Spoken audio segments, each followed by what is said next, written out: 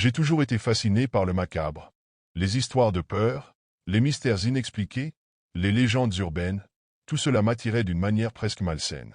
Mais ce n'est que récemment que ma curiosité m'a poussé à explorer un terrain plus sombre, la Deep Web. Je savais que c'était risqué, mais la promesse de découvrir quelque chose de vraiment unique était plus forte que mon bon sens. Ce soir-là, après avoir parcouru quelques forums en surface, je suis tombé sur un lien intrigant. Pas de titre accrocheur, juste une phrase énigmatique, pour ceux qui osent regarder. Un mélange d'appréhension et d'excitation s'est emparé de moi. J'ai hésité quelques instants avant de cliquer, sachant très bien que je franchissais une limite que je ne pourrais pas effacer. Le lien m'a mené à une page sombre, minimaliste, sans aucune publicité ni distraction. En plein milieu, un lecteur vidéo avec un bouton rouge indiquant Live. En dessous, un simple avertissement. Ce que vous verrez ici ne pourra jamais être oublié. Mon cœur battait plus vite. Était-ce un piège? Une arnaque? Ou pire, une caméra cachée pour attraper les curieux comme moi? Malgré mes doutes, j'ai cliqué. Le lecteur s'est chargé, et l'écran est devenu noir. Pendant quelques secondes, rien ne s'est passé. Juste le silence, renforçant mon angoisse. Je me suis demandé si j'avais fait une erreur, si j'avais compromis mon ordinateur ou pire, ma sécurité. Mais avant que je puisse fermer la fenêtre, quelque chose est apparu à l'écran. Une pièce faiblement éclairée, presque vide. Les murs étaient sales, avec des marques sombres qui ressemblaient à des griffures. Au centre, une chaise. Et sur cette chaise, une silhouette immobile, vêtue de noir, portant un masque blanc sans expression. Mon souffle s'est coupé. Je savais que je regardais quelque chose que je n'aurais pas dû voir. J'ai tenté de comprendre. Était-ce une mise en scène? Une sorte de performance artistique macabre? La personne assise ne bougeait pas. Le silence était interrompu seulement par un bruit de fond presque imperceptible, un murmure lointain, comme un souffle glacial traversant un tunnel. Je me suis penché un peu plus près de l'écran, essayant de distinguer des détails. C'est alors que la silhouette a bougé.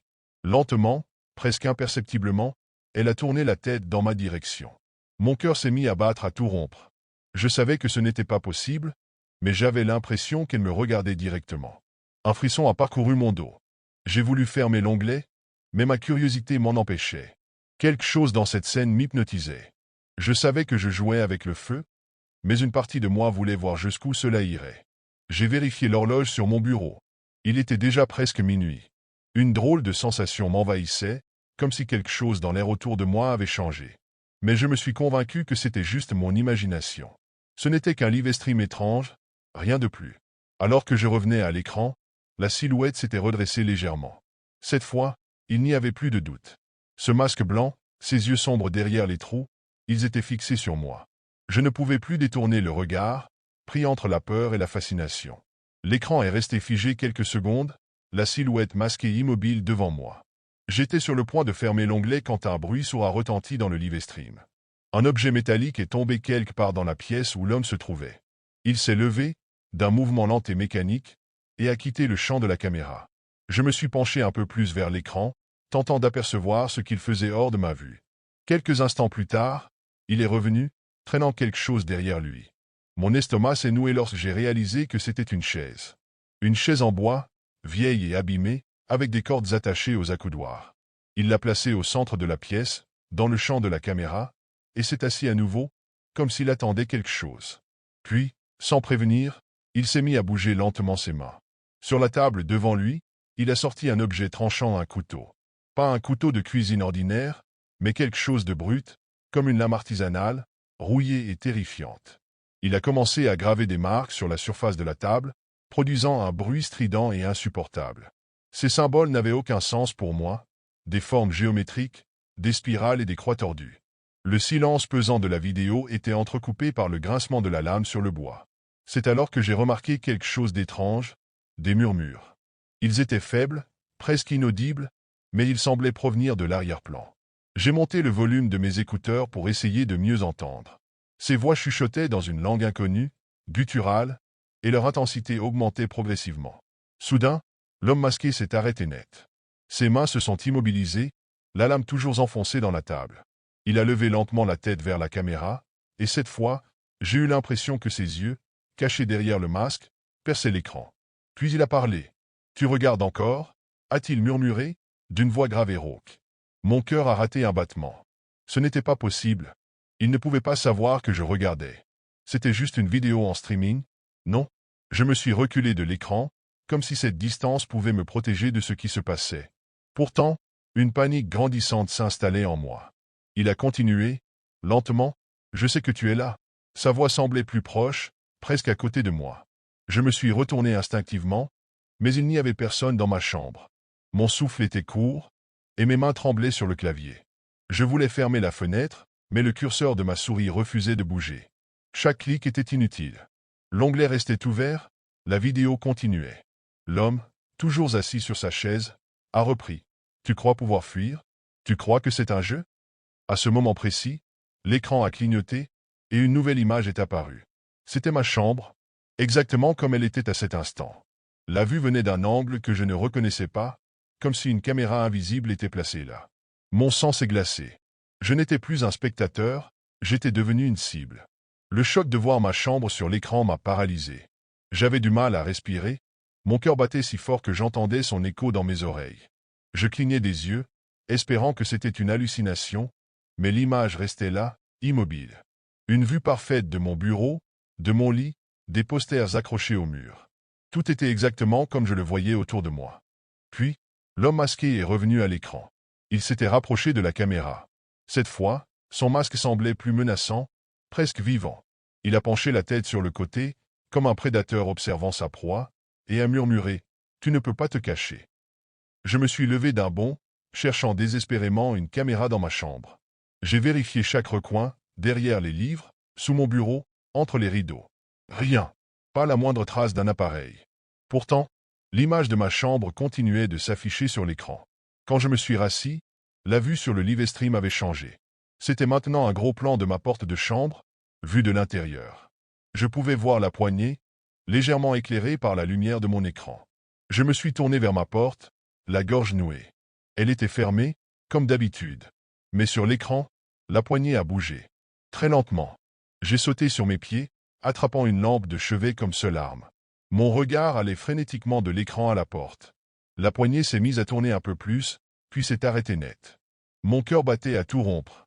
J'étais incapable de bouger, comme figé dans un cauchemar éveillé. L'homme masqué est réapparu à l'écran. Il riait doucement, un son rauque et distordu, comme si sa voix venait de plusieurs endroits à la fois. « Tu pensais que c'était juste un Livestream ?» a-t-il dit. « Nous sommes beaucoup plus proches que tu ne le crois. » À cet instant, mon téléphone a vibré sur le bureau, brisant le silence glacial. Je l'ai attrapé précipitamment. Un message venait d'arriver, d'un numéro inconnu. Il contenait seulement 3 mots. « Regarde derrière toi. » Je n'osais pas me retourner. La panique m'envahissait, mes jambes tremblaient. Sur l'écran, l'homme masqué restait immobile, son masque tourné directement vers moi. Puis il a levé une main et a pointé quelque chose derrière la caméra. Mon sang s'est glacé. Je me suis retourné brusquement, brandissant ma lampe, mais il n'y avait rien. Rien d'autre que le silence et l'obscurité oppressante de ma chambre. Mais je sentais une présence. Quelque chose d'invisible qui me scrutait. Quand j'ai reporté mon attention sur l'écran, l'image avait changé à nouveau. C'était moi, assis à mon bureau, exactement comme je l'étais à cet instant. Sauf que, derrière ma silhouette, une ombre se dressait. Immobile, et beaucoup trop proche. J'étais pétrifié, incapable de détourner les yeux de l'écran. Cette ombre, massive et silencieuse, se tenait juste derrière moi, à peine visible dans la lumière vacillante de mon ordinateur. Je savais que je devais me retourner pour vérifier, mais une terreur viscérale m'en empêchait. Mon souffle était court, ma vision floue, et une sueur froide coulait le long de ma colonne vertébrale. Puis, sur l'écran, l'ombre a commencé à bouger. Lentement, comme si elle glissait dans ma direction. J'ai ouvert la bouche pour crier, mais aucun son n'est sorti. Une étrange sensation d'étouffement s'est emparée de moi, comme si l'air autour de moi devenait plus dense, irrespirable. Dans un élan de désespoir, j'ai attrapé mon téléphone pour appeler de l'aide, mais l'écran s'est figé. Plus aucune touche ne fonctionnait, et l'écran affichait simplement un mot. Erreur. Je l'ai lâché d'effroi, et le téléphone est tombé au sol avec un bruit sourd. Des bruits ont commencé à résonner dans la maison. Des pas, lents et lourds, venant du couloir. J'ai tourné la tête vers ma porte, cette fois incapable de contrôler ma panique. Les pas se rapprochaient, et chaque vibration résonnait dans mon corps comme un avertissement. Quelqu'un ou quelque chose était là, derrière cette porte. Sur l'écran, l'homme masqué riait à nouveau, mais cette fois, Son rire semblait plus guttural, comme s'il venait d'une créature inhumaine. « Tu te sens observé, n'est-ce pas » a-t-il dit d'une voix froide et moqueuse. « Ce n'est que le début. » La poignée de la porte s'est remise à tourner, cette fois plus rapidement. Je me suis levé, tenant ma lampe comme une arme, prêt à frapper tout ce qui entrerait. Mon esprit tournait à toute vitesse. Devais-je fuir par la fenêtre? Me cacher? Mais je savais au fond de moi que je n'avais nulle part où aller. Puis, brusquement, la poignée s'est arrêtée de bouger. Le silence est redevenu total, si oppressant qu'il me donnait envie de hurler. J'ai tendu l'oreille, cherchant le moindre indice, mais tout ce que j'entendais était mon propre souffle, court et irrégulier. L'écran de l'ordinateur a changé encore une fois. Maintenant, la caméra montrait l'intérieur de mon couloir, juste devant ma chambre. Il n'y avait rien, aucune silhouette, aucun mouvement, juste ce vide glaçant. Mais je savais que ce calme était trompeur. Quand j'ai reporté mon regard vers la porte, un coup violent a retenti, si fort que j'ai presque lâché ma lampe. Un, puis deux, puis trois coups, comme si quelque chose ou quelqu'un tentait de défoncer la porte. Je me suis reculé instinctivement, le dos contre le mur. L'écran a affiché un dernier message, écrit en lettres rouges dégoulinantes. « Ouvre. » Maintenant, ma gorge s'est serrée, et mes jambes ont cédé sous moi. C'était comme si cette chose contrôlait chaque aspect de ma réalité, jouant avec mes peurs les plus profondes. Et moi, je ne pouvais rien faire. Rien, sauf attendre. Les coups se sont arrêtés aussi soudainement qu'ils avaient commencé. Le silence qui a suivi était pire que le bruit. Je restais figé contre le mur, incapable de bouger, mon regard rivé sur la porte. Je savais que quelque chose se trouvait de l'autre côté. Quelque chose qui n'attendait qu'un moment de faiblesse pour entrer. L'écran de l'ordinateur s'est assombri, ne laissant qu'un reflet flou de ma silhouette terrifiée. Mais avant que je ne puisse réagir, une nouvelle image est apparue. C'était moi, vu de derrière, comme si une caméra se trouvait directement dans ma chambre. Je me suis retourné, mon estomac noué, mais encore une fois, il n'y avait rien. Puis, dans le reflet de l'écran, j'ai vu un détail qui m'avait échappé, une inscription, écrite en lettres irrégulières sur le miroir de ma chambre. Je ne l'avais pas remarquée avant, mais elle était là, rouge et dégoulinante, comme si elle avait été tracée avec du sang. Les mots disaient « Je suis déjà là », ma respiration s'est coupée. J'ai regardé autour de moi, mais tout semblait étrangement calme, immobile. Pourtant, je sentais cette présence, oppressante, lourde, comme si l'air lui-même m'écrasait. J'avais la certitude que je n'étais pas seul. La lampe que je tenais à la main s'est éteinte d'un coup, me plongeant dans l'obscurité totale. Seule la lumière de l'écran illuminait faiblement la pièce. Et c'est alors que je l'ai vue. Une ombre, pas dans le reflet, mais dans un coin de la pièce, immobile, me fixant. Mon instinct m'a hurlé de courir, de fuir cette chambre, cette maison, mais mes jambes refusaient de bouger. L'ombre a commencé à avancer, lentement, et chaque pas qu'elle faisait semblait aspirer un peu plus de lumière de la pièce. Son masque blanc est apparu dans la pénombre, cette expression neutre et vide qui semblait se moquer de ma terreur. Je me suis recroquevillé contre le mur, murmurant des prières désespérées, espérant que ce soit un cauchemar, que je me réveille enfin. Mais c'était bien réel. L'homme masqué s'est penché vers moi, son souffle glacial caressant ma peau. Il a murmuré quelque chose, mais je ne comprenais pas. Puis, il a disparu, aussi soudainement qu'il était apparu. La lumière est revenue, la pièce était vide, et l'écran de l'ordinateur affichait à nouveau mon bureau, comme si rien ne s'était passé. Mais sur mon lit, là où je m'étais assis avant que tout ne commence, un objet m'attendait. Un masque blanc, identique au sien. Et avec lui, une note, à bientôt. Je m'étais toujours considéré comme quelqu'un de curieux, un amateur de nouvelles expériences, surtout lorsqu'il s'agissait de technologie. Je passais des heures sur Internet à explorer des forums obscurs, à tester des logiciels étranges ou à lire des récits d'exploration numérique. Mais un soir, mon envie d'aller plus loin m'a conduit sur un terrain que je n'aurais jamais dû approcher, la Deep Web. Tout ce que j'avais lu à son sujet m'avait intrigué. Des histoires de marchés clandestins, de hackers, de contenus étranges. Cela semblait terrifiant, mais c'était justement ce frisson que je recherchais. Ce soir-là, je m'étais préparé. J'avais installé un VPN, téléchargé un navigateur sécurisé et pris toutes les précautions possibles pour rester anonyme. Mon cœur battait fort lorsque j'ouvris enfin le portail vers ce monde interdit. Contrairement à ce que je pensais, il n'y avait rien de spectaculaire au départ. Juste des liens mal organisés, des sites inaccessibles ou des pages remplies de textes incompréhensibles. Pourtant, au bout d'une heure, quelque chose attira mon attention, un site intitulé Choix ou perte. Le design du site était minimaliste, presque banal. Un fond noir, des lettres blanches et une phrase qui clignotait au centre de l'écran. Le jeu le plus immersif que vous n'aurez jamais osé jouer. J'hésitais. Était-ce un piège? Un virus? Mais ma curiosité l'emporta. Un simple clic sur le bouton Commencer ouvrit une page où l'on me demandait de créer un compte. Juste un pseudonyme et une adresse email. Rien de personnel, pensais-je. Alors, j'entrai un faux nom, voyageur invisible, et une adresse bidon. Une fois inscrit, une musique étrange, presque hypnotique, débuta en fond sonore. L'écran s'assombrit avant qu'une nouvelle phrase apparaisse. Êtes-vous prêt à prendre des décisions qui changeront tout? Mon estomac se noua. C'était excitant, mais je sentais déjà une tension, comme si ce site me regardait à travers l'écran. Je cliquai sur oui. Le premier niveau du jeu semblait innocent. 2 images apparurent côte à côte, un chaton et un chiot.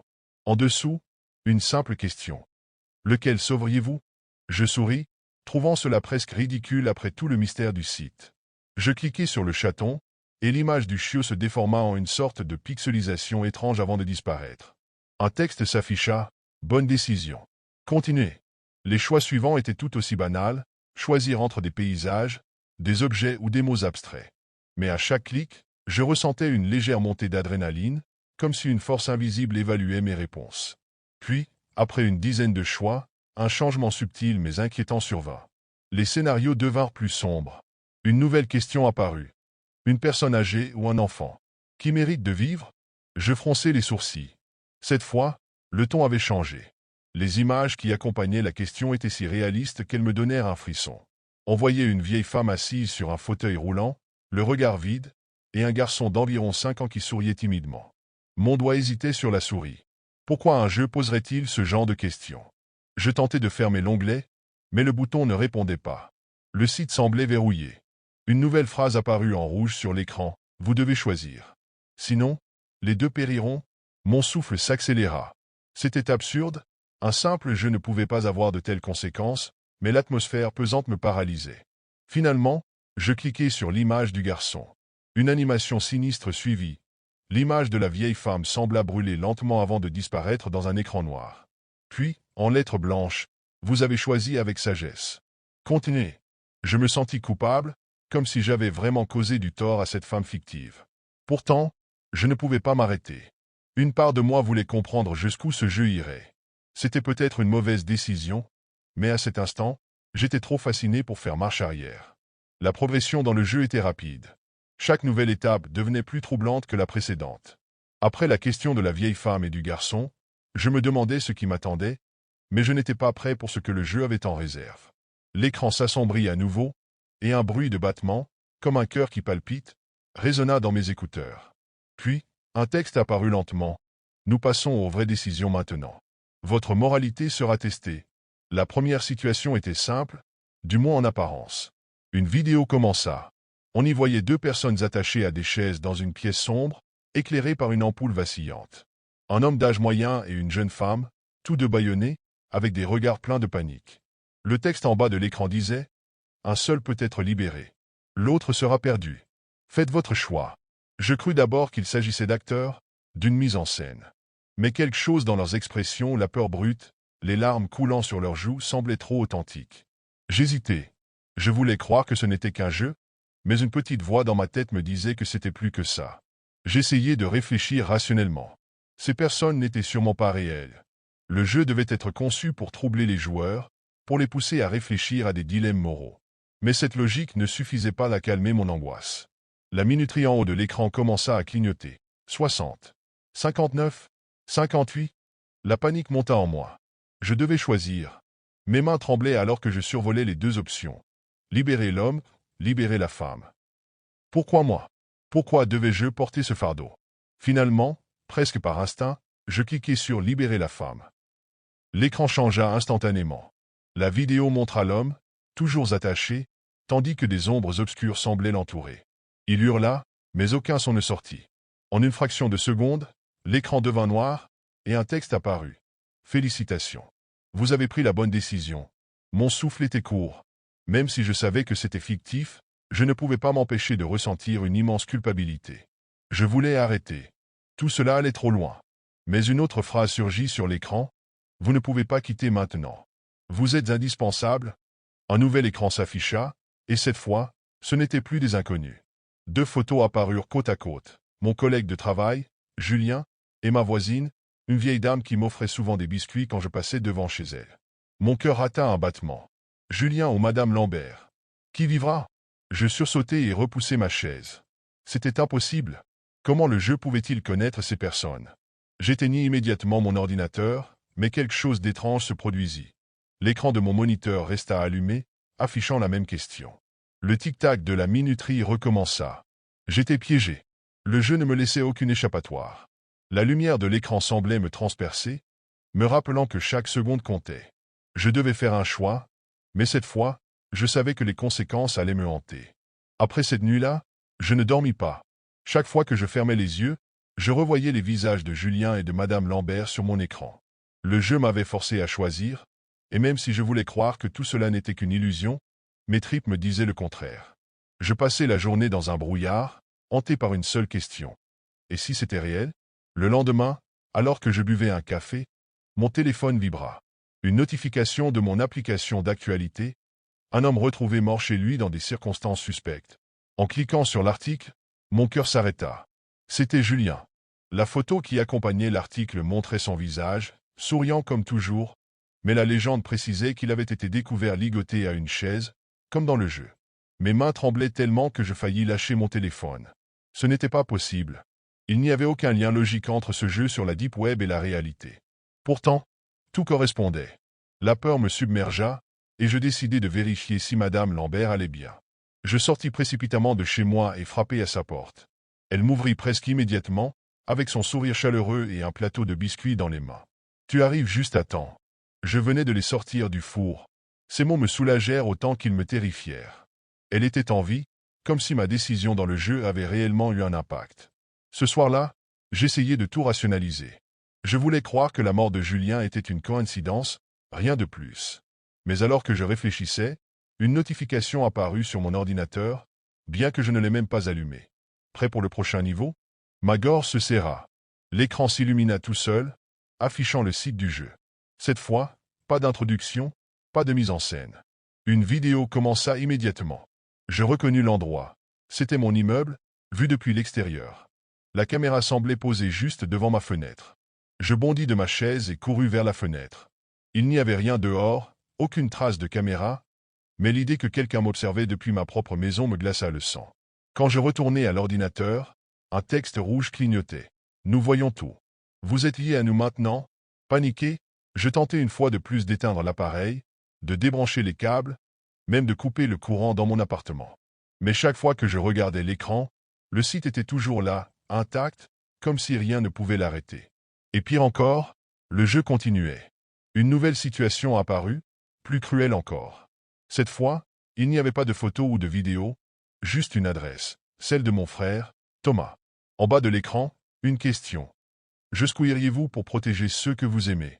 Je commençais à pleurer, incapable de contenir la panique. J'essayais d'appeler Thomas, mais sa ligne était occupée. À chaque tentative, un message du jeu apparaissait. Il ne peut pas vous entendre. Faites votre choix. J'étais pris au piège. Chaque partie de moi criait d'abandonner, de tout casser pour mettre fin à cette folie, mais une peur viscérale me clouait sur place. Si je faisais la mauvaise décision, est-ce que mon frère finirait comme Julien? Et si je continuais à jouer, qu'est-ce que ce jeu allait encore me demander? Les jours suivants furent un véritable cauchemar. J'étais devenu paranoïaque, incapable de penser à autre chose qu'au jeu. Chaque bruit dans mon appartement, chaque notification sur mon téléphone, chaque ombre derrière ma fenêtre me donnait l'impression d'être épié. Je n'osais plus me connecter à mon ordinateur, mais cela n'avait plus d'importance. Le jeu me poursuivait partout. Cela commença par des messages étranges sur mon téléphone, venant d'un numéro inconnu. Les phrases étaient courtes, mais glaçantes. « Nous savons où vous êtes. » Puis, « Vous ne pouvez pas fuir. » Et enfin, le pire, « Votre frère est en danger. » Je savais que je ne pouvais pas ignorer cela. Le jeu m'avait déjà prouvé qu'il avait un pouvoir effrayant sur la réalité. Terrifié, je pris ma voiture et roulai jusqu'à chez Thomas. En arrivant, je vis que sa maison semblait normale, paisible, comme si tout allait bien. Pourtant, quelque chose n'allait pas. La porte d'entrée était entr'ouverte. Mon cœur battait à tout rompre alors que je sortais de la voiture et que je m'approchais doucement. « Thomas » appelai-je, ma voix tremblant d'angoisse. Aucune réponse. En entrant, je trouvai le salon vide, mais un détail attira mon attention. Son téléphone était posé sur la table, l'écran fissuré. C'était étrange, car Thomas ne se séparait jamais de son téléphone. Je me précipitai dans les autres pièces, appelant son nom à plusieurs reprises, mais la maison était déserte. Puis, dans sa chambre, je trouvai une feuille de papier posée sur son lit. En grosses lettres rouges, il était écrit « Il est entre nos mains maintenant. Retournez au jeu si vous voulez le revoir. » Je sentis mes jambes flancher. Il l'avait vraiment pris. Le jeu avait franchi une limite que je ne pouvais pas ignorer. Je courus jusqu'à ma voiture, les mains tremblantes, et rentrai chez moi en trombe. Une fois à l'intérieur, je me jetai sur mon ordinateur. Le site du jeu était déjà ouvert, comme s'il m'attendait. Une vidéo démarra automatiquement, montrant Thomas, attaché à une chaise dans une pièce sombre. Il était vivant, mais il avait l'air terrifié. En bas de l'écran, une phrase apparut. « Le prochain niveau commence maintenant. Faites vite, ou il ne survivra pas. » Une minuterie s'afficha, comptant à rebours depuis 10 minutes. Je voulais hurler, mais je n'avais pas le choix. Je cliquai sur le bouton « Commencer ». Cette fois, les choix étaient encore plus horribles. On me montrait des photos d'inconnus, avec des descriptions détaillées de leur vie, un père célibataire, une étudiante prometteuse, une femme enceinte. La question était simple, mais dévastatrice, un seul peut vivre. Qui choisissez-vous? Je savais maintenant que les conséquences étaient réelles. Chaque clic, chaque décision que je prenais scellait le destin de ces personnes. Mais si je ne jouais pas, Thomas mourrait. Le dilemme était insoutenable. Je fis mes choix à contre-cœur, les larmes coulant sur mon visage, priant pour que tout cela prenne fin rapidement. À la fin du niveau, l'écran se brouilla avant qu'un nouveau message apparaisse. Vous progressez bien. Mais le jeu n'est pas terminé. Une nouvelle vidéo de Thomas s'afficha. Il était toujours attaché, mais cette fois, il criait mon nom. Une voix métallique résonna alors, un dernier niveau vous attend. Préparez-vous à sacrifier ce qui compte le plus pour vous. Je restai figé devant l'écran, incapable de bouger. Jusqu'où ce jeu allait-il me pousser? Et qu'est-ce que cela voulait dire, sacrifier ce qui compte le plus? J'étais au bord de l'effondrement, mais je savais que, quoi qu'il arrive, je devais continuer. Ma seule chance de sauver mon frère était de jouer. Le dernier niveau commença dans un silence oppressant. Aucun bruit, aucune musique, rien. L'écran affichait simplement un message. Ce niveau final déterminera tout. Êtes-vous prêt? Je n'avais pas d'autre choix. Tremblant, je cliquai sur oui. La vidéo de Thomas réapparut. Il était toujours attaché à cette maudite chaise, mais cette fois, il n'appelait plus à l'aide. Il avait l'air abattu, le visage pâle, les yeux rouges. Une voix métallique se fit entendre. Vous avez prouvé votre capacité à faire des choix difficiles. Maintenant, vous devez prendre la décision ultime. 2 images s'affichèrent alors à l'écran. À gauche, une photo de moi, assis devant mon ordinateur, prise à cet instant précis. À droite, une photo de Thomas, toujours attaché. En dessous, la question finale apparut. Qui mérite de vivre? Je reculai brusquement de ma chaise, les mains sur la bouche.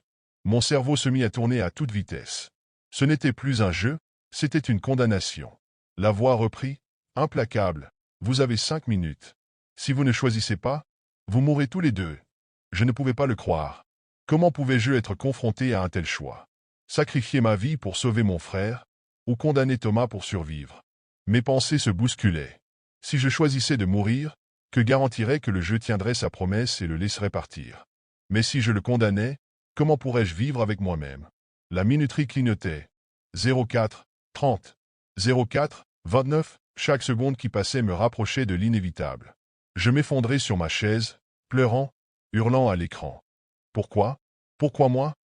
Mais le jeu ne répondait pas. Il attendait, froid et impitoyable. À 2 minutes de la fin, la voix métallique parla à nouveau. Votre choix déterminera plus que votre vie ou celle de votre frère. Il déterminera si vous êtes prêt à sacrifier ce qui compte pour le bien de tous. Cette phrase me sembla vide de sens, une justification absurde pour un acte cruel. Mais elle me força à réfléchir. Et si ma mort pouvait mettre fin à tout cela? Quand la minuterie atteignit minuit 30, je pris une décision. Je respirai profondément, les larmes brouillant ma vue, et cliquai sur mon propre visage. L'écran se figea. Pendant un moment, tout resta silencieux, immobile, comme si le temps lui-même s'était arrêté. Puis, la vidéo de Thomas disparut, remplacée par un texte. Félicitations. Vous avez fait preuve d'un véritable sacrifice. Le jeu est terminé. Mon écran devint noir, et tout s'éteignit autour de moi. Je restai là, paralysé, attendant ce qui allait se passer. Quelques secondes plus tard, mon téléphone sonna. Je décrochai d'une main tremblante. C'était Thomas. Je ne sais pas ce qui s'est passé, dit-il, la voix pleine de panique. Je me suis réveillé chez moi. Je vais bien, mais toi, ça va? Je laissai échapper un sanglot de soulagement. Mais avant que je puisse répondre, mon ordinateur se ralluma tout seul. Une nouvelle phrase apparut sur l'écran. Recommençons. Mon cœur s'arrêta. Le jeu n'était pas terminé. J'étais piégé, pour toujours. Je suis programmeur, et je dois avouer que j'ai toujours eu une certaine fascination pour les recoins les plus sombres d'Internet. La Deep Web, avec ses mystères, ses interdits et ses secrets, était pour moi une sorte de terrain de jeu. Ce soir-là, comme souvent, je naviguais sur des forums obscurs, à la recherche de quelque chose de nouveau, de différent, peut-être même de perturbant. Je n'aurais jamais dû cliquer sur ce lien. C'était un simple post, perdu parmi des discussions sans fin sur des sujets étranges. Le titre disait simplement « Ne cliquez pas ici si vous avez peur de la vérité ». Un piège évident? Non. Mais ma curiosité, toujours plus forte que ma prudence, m'a poussé à explorer. Je me disais que c'était probablement une blague, un canular de plus. Pourtant, en cliquant, j'ai accédé à une page noire, minimaliste, avec un unique lien pour télécharger un fichier appelé manifesto.zip. Hésitant, j'ai regardé l'écran pendant quelques secondes. Une part de moi savait que c'était une mauvaise idée. Mais l'autre, celle qui s'ennuyait et qui cherchait à combler le vide, a fini par prendre le dessus. J'ai cliqué. Le fichier s'est téléchargé en un instant. Aucun antivirus, aucun filtre ne s'est activé. Comme si mon ordinateur acceptait docilement ce que j'étais sur le point de lui infliger. Une fois le téléchargement terminé, j'ai ouvert le fichier. À l'intérieur, il y avait plusieurs sous-dossiers, chacun portant des noms étranges comme « Vérité cachée »,« Regarde au-delà » ou encore « La fin commence ». J'ai ouvert le premier dossier, contenant une dizaine de photos. Au premier coup d'œil, elles semblaient ordinaires, mais plus je les regardais, plus je remarquais des détails dérangeants, des ombres là où il n'y aurait pas dû y en avoir, des visages flous dans des reflets de fenêtres. Je suis passé aux vidéos. Elles étaient courtes, mal filmées, comme si elles avaient été captées avec une caméra défectueuse. Une montrait une silhouette sombre avançant dans un couloir éclairé par une lumière vacillante. Une autre semblait être une sorte de rituel, mais la qualité était si mauvaise que je ne pouvais pas distinguer les participants ni comprendre ce qu'ils disaient. Pourtant, un sentiment de malaise s'installait en moi, grandissant à chaque seconde. Ce qui m'a le plus marqué, c'était une vidéo de 30 secondes. Elle montrait un miroir dans une pièce sombre. À travers l'obscurité, on distinguait une silhouette immobile, mais son reflet bougeait. Lentement, il s'approchait, jusqu'à coller son visage contre la surface. Puis, la vidéo s'arrêtait brusquement, laissant l'écran noir. J'ai fermé le fichier, le cœur battant à tout rompre. Alors que je reprenais mon souffle, une fenêtre pop-up est apparue sur mon écran. Elle contenait un simple message « Tu as été marqué. Prépare-toi ». J'ai d'abord pensé que c'était une sorte de blague, peut-être un script ajouté pour effrayer ceux qui osaient ouvrir ce fichier. Mais la sensation de malaise ne me quittait pas. Je suis allé dans les paramètres de mon ordinateur pour analyser le fichier, mais il n'apparaissait plus dans mes dossiers, comme s'il n'avait jamais existé. Pourtant, je savais que je l'avais ouvert, que je l'avais vu. Mes mains tremblaient alors que je fermais mon ordinateur. À cet instant précis, je me suis juré de ne plus jamais explorer ces forums. Mais une part de moi savait que le mal était déjà fait. En me levant pour aller dans la salle de bain, j'ai remarqué une étrange tension dans l'air, comme si quelque chose m'observait. Je me suis regardé dans le miroir. Mon visage était pâle, marqué par l'angoisse. Pourtant, ce n'est pas cela qui m'a terrifié. Là, sur la surface embuée du miroir, des lettres semblaient apparaître, formant lentement ces mots. Nous sommes là. Je suis resté figé devant le miroir, incapable de détourner le regard des mots qui s'y formaient. Nous sommes là. Je clignais des yeux, espérant que ce n'était qu'une hallucination, un jeu de lumière ou le résultat d'un épuisement mental. Mais les lettres, tracées dans une sorte de condensation qui n'aurait pas dû exister, étaient bien réelles. Lentement, elles se sont effacées, comme si quelqu'un soufflait doucement sur le verre. Je suis retourné dans le salon, essayant de rationaliser ce que je venais de voir. Peut-être que le fichier contenait un virus qui manipulait non seulement mon ordinateur, mais aussi mes appareils électroniques. Pourtant, il n'y avait rien de logique à propos d'un message apparaissant sur un miroir. J'ai balayé la pièce du regard, mais tout semblait normal. Trop normal. J'ai rallumé mon ordinateur pour vérifier si le fichier était toujours introuvable. À ma surprise, une nouvelle fenêtre s'est ouverte d'elle-même. Ce n'était pas un fichier cette fois, mais une sorte de terminal noir avec une ligne de texte blanche. Tu ne peux pas nous éteindre? J'ai fermé l'ordinateur immédiatement, mon cœur battant à tout rompre. La pièce était soudain plongée dans le silence, un silence oppressant, presque vivant. C'est alors que j'ai entendu les premiers murmures. Ils étaient faibles, presque imperceptibles, mais ils venaient clairement des haut-parleurs de mon ordinateur. Pourtant, l'appareil était éteint. J'ai approché mon oreille des haut-parleurs, et une voix grave et distante répétait des mots que je ne comprenais pas. C'était comme une langue étrangère, ou quelque chose de plus ancien, de plus primitif. Je me suis levé d'un bond lorsque les murmures se sont intensifiés, devenant presque des cris. Puis, tout s'est arrêté. Un silence total, glaçant. Je suis resté debout au milieu de la pièce, respirant difficilement, guettant le moindre bruit. Une peur primitive montait en moi, celle que quelque chose se cachait dans l'ombre, juste hors de mon champ de vision. Soudain, mon téléphone, posé sur la table, s'est allumé tout seul. L'écran affichait un numéro inconnu. Il n'y avait pas d'appel, seulement un message. « Regarde derrière toi ». Je n'ai pas eu le courage de me retourner immédiatement. Mon corps était figé par une terreur viscérale. Quand j'ai enfin trouvé la force de le faire, il n'y avait rien. Mais en me retournant, j'ai aperçu quelque chose d'étrange dans le reflet de l'écran de mon ordinateur. Une ombre, immobile, se tenait dans le coin de la pièce. J'ai allumé toutes les lumières, mais il n'y avait personne. L'ombre avait disparu, comme si elle n'avait jamais été là. Je me suis assis, tentant de me calmer, de trouver une explication logique. Peut-être que le fichier contenait un programme conçu pour me terroriser, un canular sophistiqué pour tester mes nerfs. Mais une part de moi savait que c'était plus que ça. Ce n'était pas seulement une question de technologie. Quelque chose, ou quelqu'un, jouait avec moi. Cette nuit-là, les lumières ont commencé à clignoter sans raison. Le micro-ondes s'est mis en marche tout seul, affichant un compte à rebours étrange, 3h33. Mon téléphone a vibré une nouvelle fois. Un nouveau message, toujours d'un numéro inconnu. Tu nous as ouvert la porte. J'ai éteint tous mes appareils et me suis enfermé dans ma chambre, le souffle court. Mais même là, je pouvais entendre des bruits.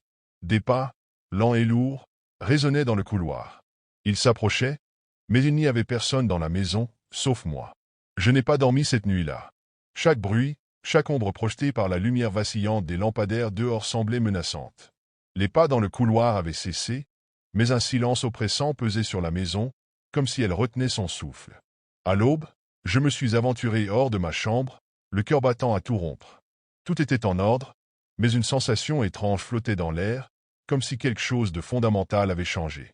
Je pensais qu'avec le jour, les événements de la nuit précédente prendraient fin, que peut-être tout cela n'était qu'une crise de paranoïa alimentée par ma fatigue et les effets psychologiques des vidéos. Mais dès que je suis entré dans le salon, j'ai compris que ce n'était pas terminé. Mon ordinateur, que j'avais éteint, était allumé. Sur l'écran, une série d'images défilait lentement. Ces images n'étaient pas celles du fichier initial, mais des photos de ma maison. Chaque pièce était capturée, y compris ma chambre, où j'avais passé la nuit. Sur l'une des photos, je pouvais me voir allongé sur mon lit, les yeux fermés, mais ce qui m'a glacé le sang, c'était l'ombre debout près de la fenêtre, me regardant. J'ai arraché la prise de l'ordinateur, mais l'écran est resté allumé, comme alimenté par une source invisible. Des lettres se formèrent lentement, composant un message. « Nous sommes chez toi ». Je reculais, mon esprit cherchant désespérément une explication logique. Mais une peur viscérale me disait que ce n'était plus seulement une question de fichiers ou de virus. Dans les heures qui suivirent, la maison devint un théâtre d'événements étranges. Les lumières clignotaient de façon erratique, et des bruits se faisaient entendre dans des pièces vides. Des chuchotements, des grattements, comme si quelque chose essayait de s'échapper des murs. Les miroirs de la maison étaient les plus perturbants. Chaque fois que je passais devant l'un d'eux, je voyais des choses que je ne pouvais pas expliquer. Parfois, ce n'était qu'une ombre derrière moi. D'autres fois, c'était mon propre reflet qui semblait me fixer avec un sourire tordu, étranger. Une fois, en entrant dans la salle de bain, j'ai vu une phrase écrite sur le miroir, semblable à celle de la veille. « Tu nous appartiens ». Cette fois, les lettres semblaient être écrites avec une substance rougeâtre que je n'osais pas identifier. Quand j'ai voulu les effacer, ma main a traversé la surface du miroir, comme si elle était faite d'eau. J'ai reculé, terrifié, et les lettres disparurent. Les sons se faisaient de plus en plus clairs. J'entendais mon nom murmurer, parfois depuis l'étage, parfois juste derrière moi. J'ai fini par débrancher tous les appareils électroniques, pensant que cela arrêterait les voix. Mais elles continuaient, comme si elles étaient maintenant dans la maison elle-même. Ce qui m'a convaincu que je n'étais plus seul, c'était ce qui s'est passé cette nuit-là. Alors que j'étais dans ma chambre, barricadé et armé d'un couteau de cuisine, j'ai entendu un bruit de pas descendre lentement l'escalier. Le son était lourd, régulier, mais il n'y avait personne. La porte de ma chambre s'est mise à trembler, comme si quelqu'un grattait de l'autre côté. Puis, un rire, faible et rauque, a résonné, suivi d'un murmure. « Merci de nous avoir laissés entrer. » Le lendemain matin, je me sentais vidé, comme si je n'avais pas dormi depuis des jours. Chaque recoin de la maison semblait hostile, imprégné d'une présence invisible. J'ai décidé que je ne pouvais pas rester là. Il fallait que je parte, que je laisse tout derrière moi, y compris cet ordinateur maudit. Mais lorsque j'ai tenté d'ouvrir la porte d'entrée, la poignée refusait de tourner. J'ai essayé toutes les fenêtres, chaque issue possible, mais c'était comme si la maison elle-même m'enfermait. La panique montait en moi. Le téléphone ne fonctionnait plus, aucun signal, aucune tonalité. Même le réseau Wi-Fi était devenu inaccessible. Coincé, je me suis résolu à essayer de comprendre ce que je pouvais encore faire. Dans un dernier élan de désespoir, j'ai rallumé l'ordinateur, cherchant une solution. Une nouvelle fenêtre s'est ouverte, affichant une vidéo. Cette fois, c'était une séquence en direct de mon propre salon, vue depuis un angle que je ne pouvais pas identifier. Je pouvais me voir sur l'écran, assis devant l'ordinateur. Mais ce qui m'a paralysé, c'est l'ombre qui se tenait derrière moi, immobile. Je me suis retourné d'un coup, mais il n'y avait rien. Pourtant, sur l'écran, l'ombre bougeait, se rapprochant de moi. Je ne savais plus si je devenais fou ou si j'étais réellement pris au piège par quelque chose d'incompréhensible.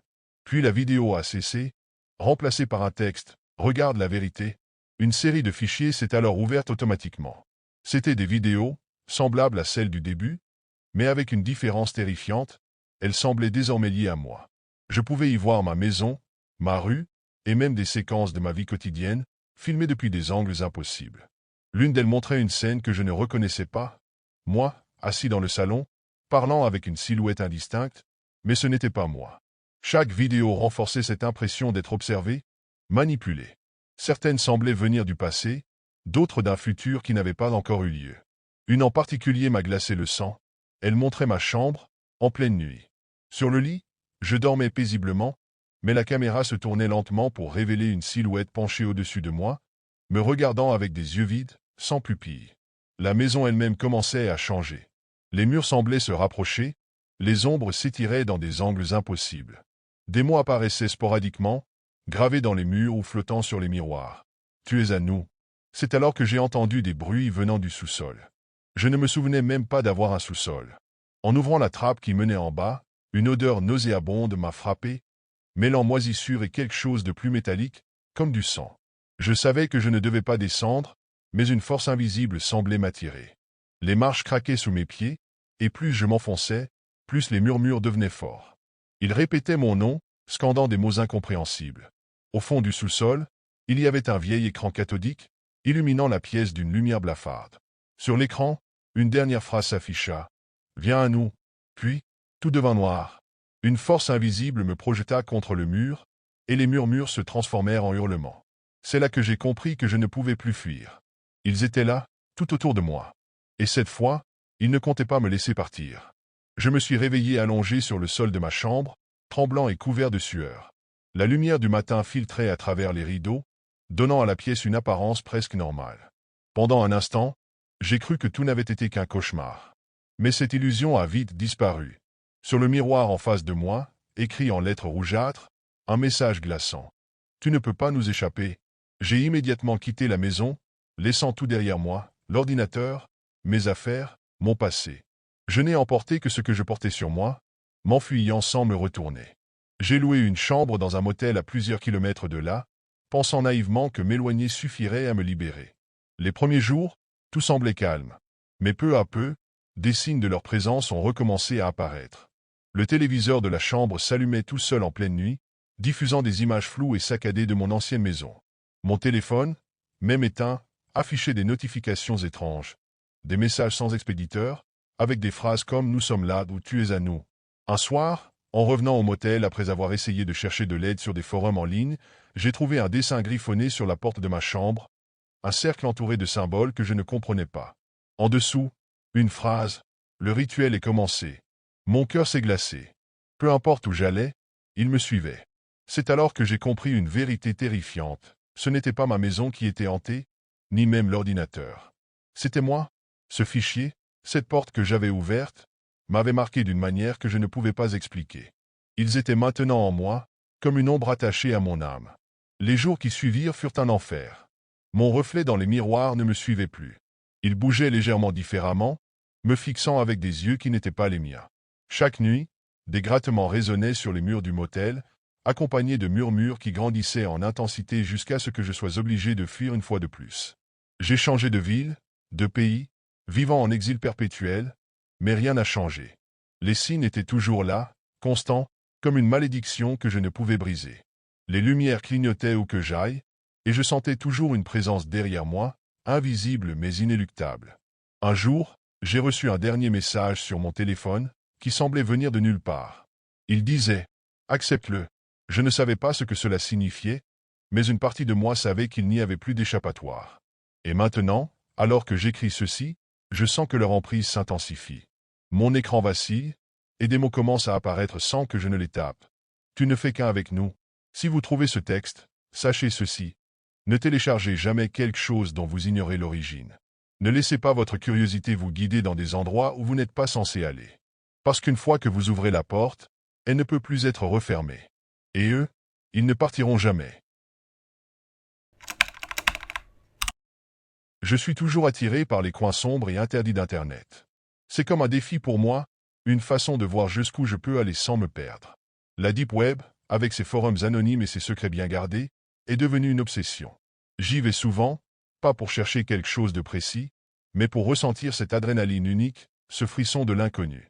Ce soir-là, je n'avais pas de plan particulier. Je voulais juste explorer, comme d'habitude.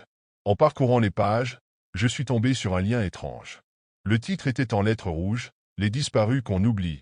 Intrigué, j'ai cliqué sans réfléchir. La page qui s'est ouverte était minimaliste, presque vide. Une simple liste de noms et de dates, accompagnée de photos. Chaque entrée semblait raconter l'histoire de quelqu'un qui avait disparu sans laisser de traces. Je me souviens de la sensation glaciale qui m'a traversé quand j'ai commencé à lire. Les histoires étaient effrayantes, détaillées avec une précision clinique. Un homme en costume noir photographié à la sortie d'un bar, une adolescente avec un sourire timide prise devant son lycée, un couple dont la dernière photo les montrait dans une fête foraine.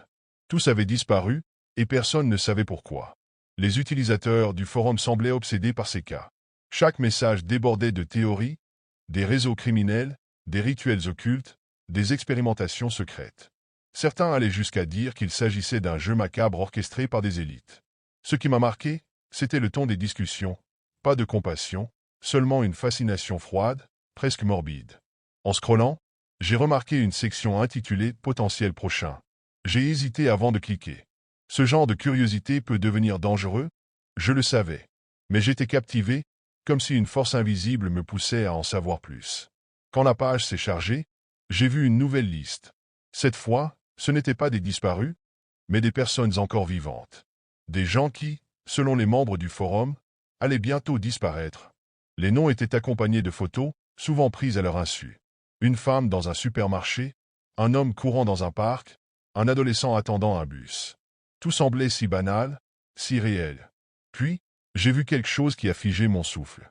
Une photo. Une vieille photo que je connaissais bien. Moi, à 5 ans, tenant un ballon rouge lors de mon anniversaire. Mon cœur a commencé à battre plus vite. J'ai cliqué sur l'image pour l'agrandir, espérant qu'il s'agissait d'une coïncidence, que ce n'était pas vraiment moi. Mais c'était bien moi, avec ce sourire d'enfant que je ne voyais que sur les vieilles photos de famille.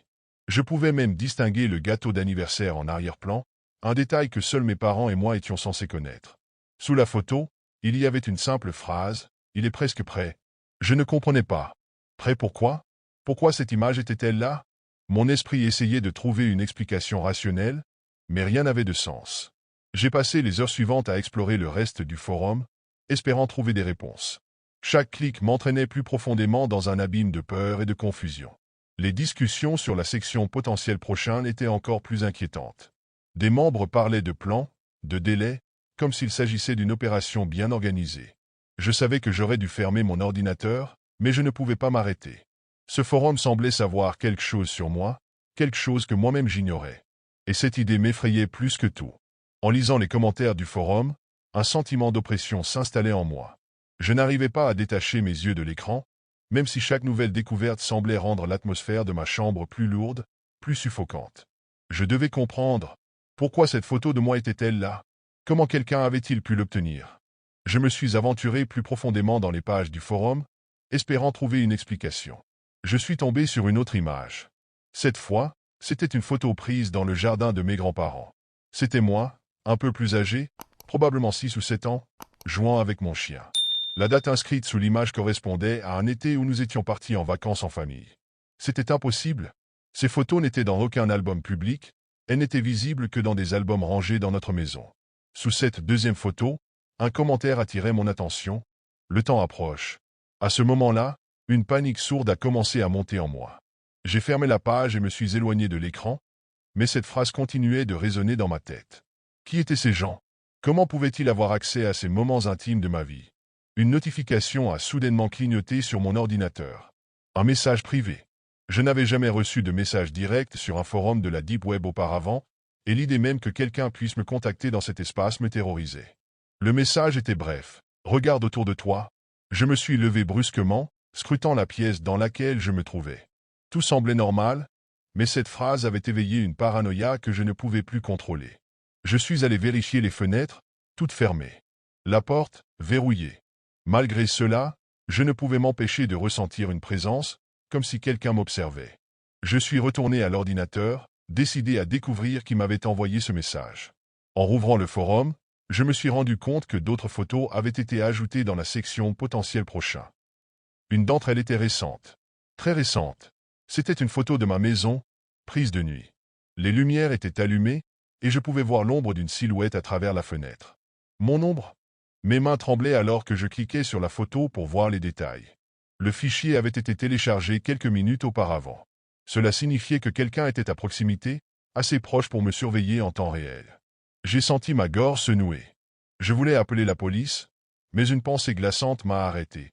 Et s'ils étaient déjà là, autour de moi? Le forum semblait devenir plus actif, comme si les membres attendaient quelque chose. De nouveaux messages apparaissaient sous ma photo, des mots cryptiques comme leur est venu, ne le manquez pas cette fois. Cela ressemblait à un compte à rebours, une sorte de rituel macabre. En désespoir de cause, j'ai tenté de supprimer mon compte du forum, mais chaque fois que je rafraîchissais la page, il réapparaissait comme si je n'avais rien fait. Une autre notification est arrivée, trop tard pour fuir. Je me suis figé. Tout mon corps était paralysé par la peur. Je savais que je devais quitter cet endroit, mais je ne pouvais pas bouger. À cet instant, il m'a semblé que tout ce qui m'entourait, les murs, les meubles, même l'air, conspirait pour me maintenir immobile. Et au fond de moi, une vérité effrayante commençait à s'imposer.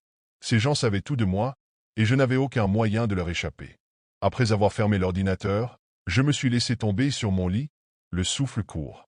Mon esprit essayait désespérément de trouver une explication logique à ce qui venait de se passer. Peut-être que quelqu'un de ma famille avait partagé ces photos par inadvertance, peut-être que c'était une blague cruelle d'un ami, mais une petite voix dans ma tête me répétait sans cesse que rien de tout cela n'était normal.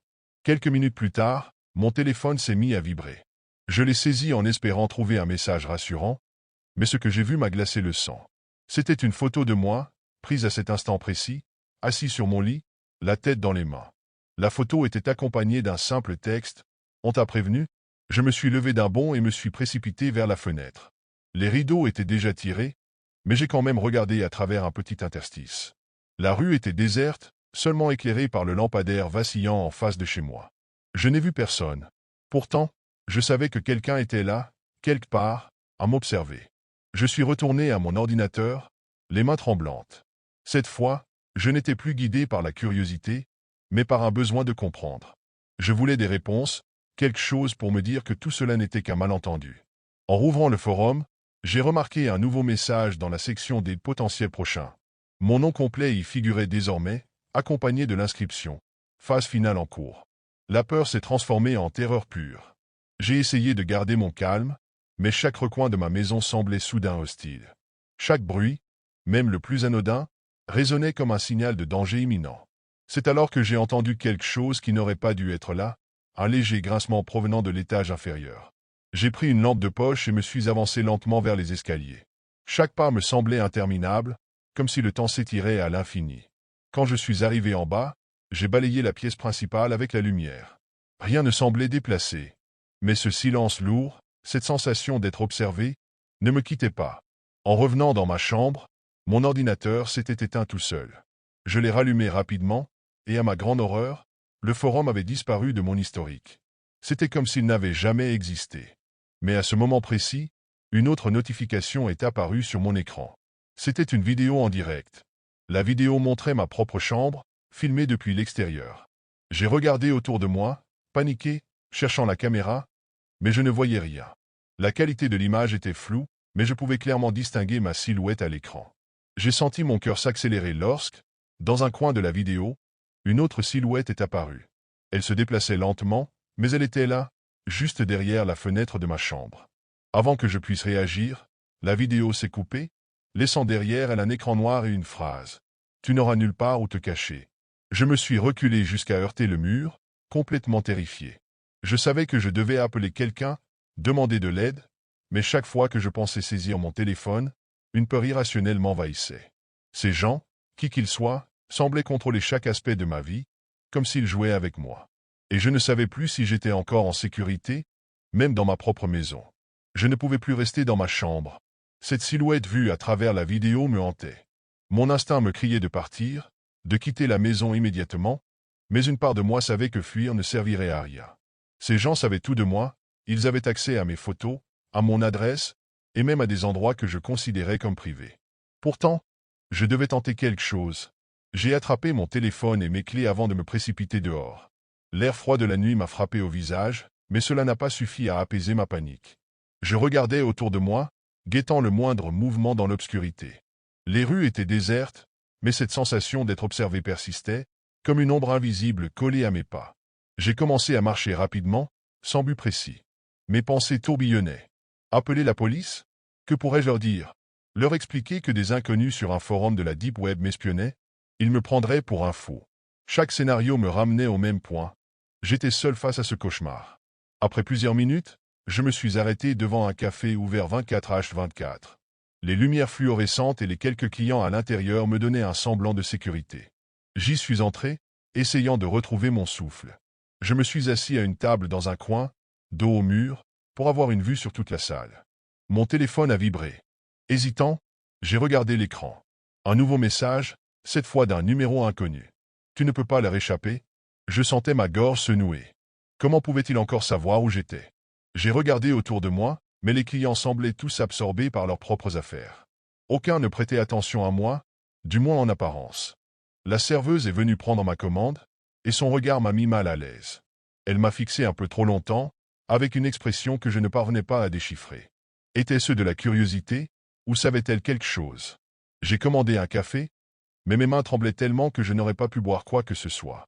En attendant, j'ai rouvert mon téléphone pour essayer de supprimer les messages ou retrouver une trace du forum. Mais l'écran affichait une image que je ne reconnaissais pas. Une route déserte bordée de bois, éclairée par la lune. Sous l'image, une phrase en lettres capitales, « Rentre à la maison ». Mon sang s'est glacé. C'était un ordre, une injonction. Ces gens jouaient avec moi, et je n'avais aucune idée de ce qu'ils attendaient. Si je désobéissais, que se passerait-il? Mais obéir me semblait encore plus dangereux. Tout cela ressemblait à une partie d'échecs où chaque mouvement me rapprochait d'une issue fatale. J'ai décidé de contacter un ami proche, quelqu'un en qui j'avais une totale confiance. Mais avant que je puisse composer son numéro, une autre notification est apparue sur mon téléphone. Cette fois, c'était une vidéo. Mon doigt tremblait en appuyant sur « Lire ». La vidéo montrait l'intérieur de ma maison, filmée en direct. Je reconnaissais les pièces, mais ce n'était pas ça le pire. Une silhouette se tenait dans mon salon, immobile. Elle portait un masque blanc sans expression, et semblait regarder directement la caméra. Sous la vidéo, un message simple, « Viens à nous, ou nous viendrons à toi ». Je savais que retourner à la maison serait une folie, mais je sentais que je n'avais plus le choix. Mon cœur battait à tout rompre alors que je me levais, prêt à affronter ce qui m'attendait. Ma seule certitude à ce moment-là était que ma vie ne serait plus jamais la même. Je suis resté figé devant la porte de ma maison pendant ce qui m'a semblé être une éternité.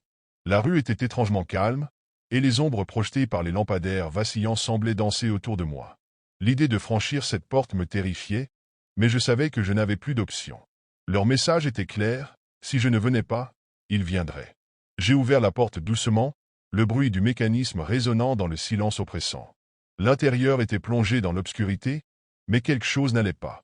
L'air semblait plus lourd, chargé d'une énergie que je ne pouvais pas expliquer.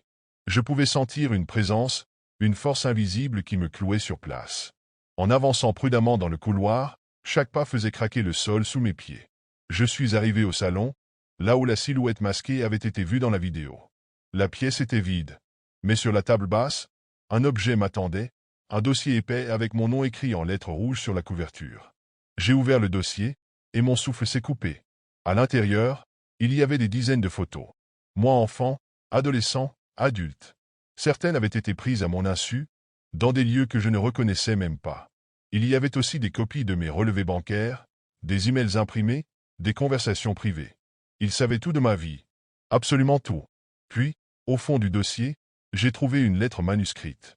Les mots étaient écrits à l'encre noire, avec une écriture soignée mais glaciale. Tu es spécial. Nous t'observons depuis longtemps. Tu as été choisi pour un rôle important. Sois prêt. Je sentais une sueur froide couler le long de ma nuque. Ce n'était pas qu'un jeu de manipulation. Ils avaient un plan, et j'en faisais partie. Un bruit sourd a retenti à l'étage, me tirant brutalement de ma lecture. Je me suis retourné brusquement, fixant les escaliers. Quelqu'un était là. Je pouvais entendre des pas lents, comme si la personne prenait un malin plaisir à descendre une marche à la fois. Mon instinct me criait de fuir, mais mes jambes refusaient de bouger. Finalement, une silhouette est apparue en haut des escaliers. C'était le même individu masqué que dans la vidéo. Immobile, il me fixait, ou du moins, c'est ce que je ressentais malgré l'absence d'yeux visibles derrière ce masque blanc. Il a levé une main, pointant un doigt dans ma direction, avant de murmurer d'une voix grave et déformée. Il est temps. Je ne sais pas où j'ai trouvé la force, mais j'ai pris mes jambes à mon cou. Je suis sorti de la maison en courant, le dossier toujours serré contre moi. Je ne savais pas où aller, mais je savais que je ne pouvais plus rester ici. Ils avaient pris le contrôle de ma vie, et rien ne semblait pouvoir les arrêter. Depuis cette nuit, je suis constamment en fuite. Je change d'adresse, de numéro de téléphone, mais ils me retrouvent toujours. Chaque fois que je commence à me sentir en sécurité, un message, une photo, ou une silhouette me rappelle que je ne pourrai jamais leur échapper. Aujourd'hui, en écrivant ceci, je sais qu'ils me surveillent encore. Peut-être qu'ils me laissent raconter mon histoire pour leur propre amusement, ou peut-être que cela fait partie de leur plan. Mais si vous lisez ces mots, prenez-les comme un avertissement. Ne jouez jamais avec ce que vous ne comprenez pas. Une fois que vous entrez dans leur jeu, il n'y a plus de retour possible. Je suis toujours été fasciné par ce qui est caché, l'inconnu, ce qui se trouve au-delà des limites du visible. Je passais mes nuits plongé dans les méandres d'Internet, explorant des forums obscurs et des sites étranges, souvent à la recherche de quelque chose qui pourrait briser la monotonie de ma vie. C'est ainsi que, une nuit, je suis tombé sur un lien énigmatique posté sur un forum dédié à la Deep Web. L'utilisateur qui l'avait partagé avait simplement écrit « Pour ceux qui osent rêver ». Intrigué, j'ai cliqué sans hésiter. Le site s'est chargé lentement, révélant une interface sombre et minimaliste. En haut de la page, une phrase en lettres rouges semblait m'interpeller directement. « Bienvenue à la boutique des désirs.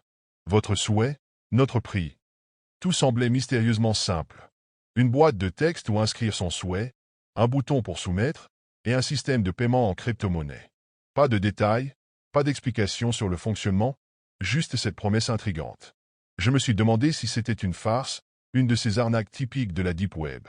Pourtant, les témoignages sur la page m'ont troublé.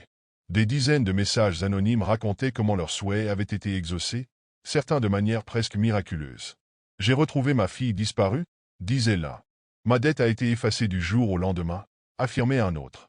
Chaque témoignage semblait authentique, bien que chargé d'une légère note de regret ou de peur. Je savais que je jouais avec le feu. Mais la curiosité l'a emporté sur la prudence. Après tout, ça ne coûte rien d'essayer, me suis-je dit. Mon cœur battait plus vite que d'habitude alors que je réfléchissais à ce que je pourrais demander. Rien de grandiose, juste une petite somme d'argent, quelque chose pour tester les limites de cette boutique. J'ai tapé 500 € en espèces dans la boîte de texte. Après avoir soumis ma demande, une fenêtre pop-up est apparue. Prix 0,01 Bitcoin. Confirmez-vous? Je savais que cette somme n'était pas énorme, mais suffisante pour que l'escroquerie soit rentable si c'en était une. J'ai hésité quelques instants, puis j'ai validé. La transaction a été rapide, et une fois terminée, le site s'est fermé brusquement, me laissant face à mon écran noir. J'ai attendu quelques minutes, puis 1 heure, mais rien ne s'est produit. Pas de confirmation, pas de message, rien. J'ai commencé à penser que j'avais été dupé, et un mélange de déception et de soulagement m'envahissait. Au moins, je n'avais perdu qu'une petite somme d'argent, et non ma vie. Fatigué et frustré, je suis allé me coucher en me promettant de ne plus m'aventurer dans ce genre de bêtises. 2 jours plus tard, quelque chose d'étrange est arrivé. En rentrant chez moi après le travail, j'ai trouvé une enveloppe posée sur ma table. Elle n'y était pas le matin, j'en étais sûr, car je vérifie toujours que mon appartement est en ordre avant de partir. L'enveloppe était vierge, sans nom ni adresse. Intrigué, je l'ai ouverte, et mon cœur a manqué un battement. À l'intérieur se trouvaient exactement 500 euros, en billets parfaitement empilés. Je n'en croyais pas mes yeux. Mon esprit cherchait des explications rationnelles. Un ami me faisait-il une blague? Quelqu'un avait-il trouvé cette enveloppe et l'avait apportée chez moi par erreur? Mais une autre possibilité plus sombre s'est imposée. La boutique des désirs avait tenu sa promesse. Le frisson d'excitation initiale a rapidement laissé place à une sensation désagréable dans mon estomac. Et si cette somme n'était pas gratuite? Et si elle venait avec un prix que je ne comprenais pas encore? J'ai tenté de me convaincre que ce n'était qu'une coïncidence, que je n'avais rien fait de mal. Mais au fond de moi, une voix persistante murmurait que je venais d'ouvrir une porte qui n'aurait jamais dû l'être. C'était le début. Un simple souhait exaucé. Mais à quel prix? Le soulagement d'avoir trouvé l'argent dans l'enveloppe n'a pas duré longtemps. Dès le lendemain, j'ai reçu un appel qui allait changer ma perception de tout ce qui venait de se passer. C'était la sœur de Marc, un de mes amis proches. Sa voix était tremblante, presque étouffée par les larmes.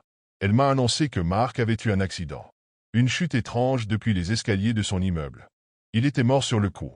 Je suis resté sans voix, incapable de formuler une réponse. Marc était jeune, en pleine forme, et toujours prudent. Une telle tragédie semblait impossible. Je suis allé à son appartement, où sa famille se réunissait pour tenter de comprendre ce qui s'était passé. Les détails étaient flous. Personne n'avait vu la chute, mais il semblait que Marc avait glissé, perdant l'équilibre sans raison apparente. Pendant que j'écoutais les récits, mon esprit vagabondait. Je ne pouvais pas m'empêcher de penser à l'enveloppe d'argent que j'avais reçue la veille. Une connexion insidieuse s'insinuait dans mon esprit, mais je la repoussais, la considérant comme absurde. Pourtant, le sentiment que quelque chose n'allait pas ne me quittait pas. Lors des funérailles, le choc de la perte était palpable. En regardant le cercueil de Marc descendre lentement dans la terre, une pensée terrifiante a traversé mon esprit. Et si le prix de mon souhait avait été payé avec la vie de mon ami? Je me suis rapidement secoué, tentant de me convaincre que c'était une coïncidence. Mais cette idée continuait à me ronger de l'intérieur. De retour chez moi, je n'arrivais pas à dormir. Chaque fois que je fermais les yeux, l'image de Marc me revenait, suivie de celle de l'enveloppe.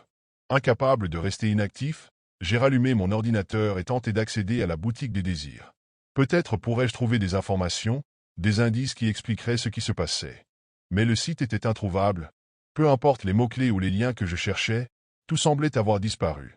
Pourtant, je savais ce que j'avais vu, ce que j'avais fait. Je me suis demandé si quelqu'un d'autre avait vécu la même chose. Les témoignages que j'avais lus sur le site prenaient soudain une autre signification.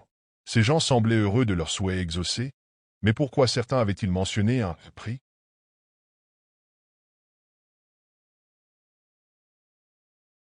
Les jours suivants, je me suis plongé dans des recherches frénétiques sur des forums occultes et des discussions sur la Deep Web. Chaque piste semblait mener à la même conclusion. Ces désirs n'étaient pas gratuits. Ils venaient toujours avec un coût.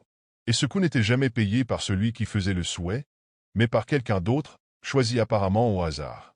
Une nuit, alors que je m'efforçais de comprendre, j'ai reçu un email anonyme. Le message était court, mais glacial. Le prix a été payé. Veuillez envisager votre prochain désir. Mon sang s'est glacé. Cela confirmait mes pires craintes. La boutique des désirs savait où me trouver, savait ce que j'avais demandé, et semblait m'inciter à recommencer. Je me suis juré de ne plus jamais retourner sur ce site, de ne plus jamais demander quoi que ce soit. Mais au fond de moi, une part sombre grandissait. Une curiosité morbide, mêlée à la tentation. Après tout, Marc était parti, et je ne pouvais rien changer. Pourquoi ne pas en tirer quelque chose de plus, maintenant que la porte était ouverte? Les jours ont passé, mais l'idée de la boutique des désirs ne cessait de me hanter. Je luttais contre moi-même, partagé entre la culpabilité d'avoir, peut-être, causé la mort de Marc, et l'attrait irrésistible de ce pouvoir. J'essayais de reprendre ma vie, de ne plus y penser, mais tout semblait revenir à cette enveloppe et à cet email mystérieux. Et puis, un soir, l'envie a pris le dessus. L'ordinateur était là, devant moi, et mes mains tremblaient alors que je me connectais de nouveau à la Deep Web. Cette fois, je n'ai pas eu à chercher. Comme si la boutique des désirs m'attendait, le site est apparu en un instant après une simple recherche. L'interface était identique, simple et sinistre. La boîte de texte m'invitait à formuler un autre souhait. Je savais que c'était une erreur, mais la tentation était trop forte. Ma vie stagnait depuis des années, et une opportunité incroyable semblait à portée de main. Cette fois, je voulais quelque chose de plus grand, de plus ambitieux. J'ai tapé « Obtenir le poste de mes rêves ». J'ai pris une profonde inspiration avant de cliquer sur « Soumettre ». Quelques heures plus tard, je recevais un email d'une grande entreprise où j'avais postulé il y a des mois, sans jamais recevoir de réponse. Ils me convoquaient pour un entretien le lendemain. C'était irréel, trop parfait. Pendant un instant, j'ai ressenti une joie pure. Peut-être que cette fois, personne ne paierait le prix. L'entretien s'est déroulé sans accroc, et quelques jours après, j'étais officiellement embauché. Le poste offrait un salaire élevé, des avantages incroyables, et une reconnaissance que je n'aurais jamais cru possible. J'étais aux anges. Mais cette euphorie a été de courte durée. Lors de ma première semaine, j'ai appris que la personne qui occupait ce poste avant moi avait disparu. Littéralement. Pas de préavis, pas de mail de démission, rien. Mes collègues parlaient de lui avec gêne, comme s'ils préféraient ne pas creuser trop loin. Mais moi, je savais. Mon estomac s'est noué à cette révélation. Je ne pouvais m'empêcher de penser à cette disparition. Était-ce la conséquence directe de mon souhait? Était-ce le prix à payer? Chaque jour au travail devenait une torture silencieuse. Je scrutais les regards de mes collègues, craignant qu'ils découvrent ce que j'avais fait. Mais ils ne savaient rien. Comment auraient-ils pu? Un soir, en quittant le bureau, je me suis retrouvé seul dans l'ascenseur. Mon téléphone a vibré, et j'ai vu une notification anonyme. Un message court, comme celui que j'avais reçu après la mort de Marc, le prix a été réglé. Êtes-vous prêt pour le prochain souhait? Mon cœur s'est serré. Je savais que je devais arrêter, que chaque nouveau désir ne ferait qu'aggraver les choses. Mais en même temps, l'idée d'avoir accès à un tel pouvoir était intoxicante. Si je pouvais obtenir tout ce que je voulais, pourquoi m'arrêter maintenant? Je me persuadais que ces prix n'étaient pas ma responsabilité. Après tout, je ne choisissais pas qui devait en payer les conséquences. Ce soir-là, je me suis assis devant mon ordinateur, une fois de plus, avec une pensée terrifiante en tête. Jusqu'où suis-je prêt à aller? Je pensais avoir appris à vivre avec mes décisions. J'essayais de me convaincre que tout cela n'était qu'une chaîne d'événements sans rapport, que je n'avais pas réellement le contrôle sur ce qui se passait. Mais la vérité, c'est que la boutique des désirs exerçait une emprise sur moi que je ne pouvais nier. Et lorsque ma vie a commencé à s'effondrer de manière inattendue, je savais que je ne pourrais pas résister longtemps à la tentation d'y retourner. Tout a commencé par des cauchemars. Chaque nuit, je revivais la chute de Marc, encore et encore. Mais ce n'était pas seulement lui. D'autres visages inconnus s'ajoutaient, des regards suppliants, des cris silencieux, comme si ces gens me reprochaient quelque chose. Je me réveillais en sueur, avec l'impression qu'ils m'observaient même dans ma chambre. Puis, il y a eu les coïncidences troublantes. Mon ordinateur semblait s'allumer tout seul, et à chaque fois, la boutique des désirs apparaissait à l'écran, comme si elle m'appelait. Les notifications anonymes étaient de plus en plus fréquentes, toujours avec le même message. Votre potentiel est infini. Que désirez-vous cette fois? J'essayais d'ignorer ces signes, mais c'était comme si le site lui-même refusait de me laisser partir. Ma vie personnelle a commencé à se détériorer. Mes relations avec mes amis et ma famille étaient de plus en plus tendues. Chaque fois que je voyais quelqu'un, j'avais cette peur irrationnelle qu'ils soient les prochaines victimes de mes désirs. Je devenais paranoïaque, évitant tout contact, m'isolant de ceux que j'aimais. Mais l'isolement n'a fait qu'amplifier ma dépendance à ce pouvoir étrange. Un soir, après une énième dispute avec un ami qui s'inquiétait pour moi, je me suis assis devant mon ordinateur, prêt à abandonner mes scrupules une fois de plus. Cette fois, je voulais quelque chose de personnel, de plus égoïste encore. Je voulais que tout le monde me respecte, que ceux qui m'avaient ignoré ou sous-estimé comprennent enfin ma valeur. J'ai formulé mon souhait avec soin, devenir une figure reconnue et admirée par tous. Quand j'ai soumis mon désir, une sensation glaciale a traversé mon corps. Le site a brièvement clignoté, et un nouveau message est apparu, pris en cours de calcul. Veuillez patienter. J'ai attendu, les yeux fixés sur l'écran, mon cœur battant à tout rompre. Finalement, un mot est apparu. Accepter. Le lendemain, les choses ont changé presque instantanément. Mes collègues étaient plus respectueux, Mes idées au travail étaient adoptées sans question, et mes réseaux sociaux ont explosé avec des abonnés et des messages d'admiration. C'était grisant, presque irréel.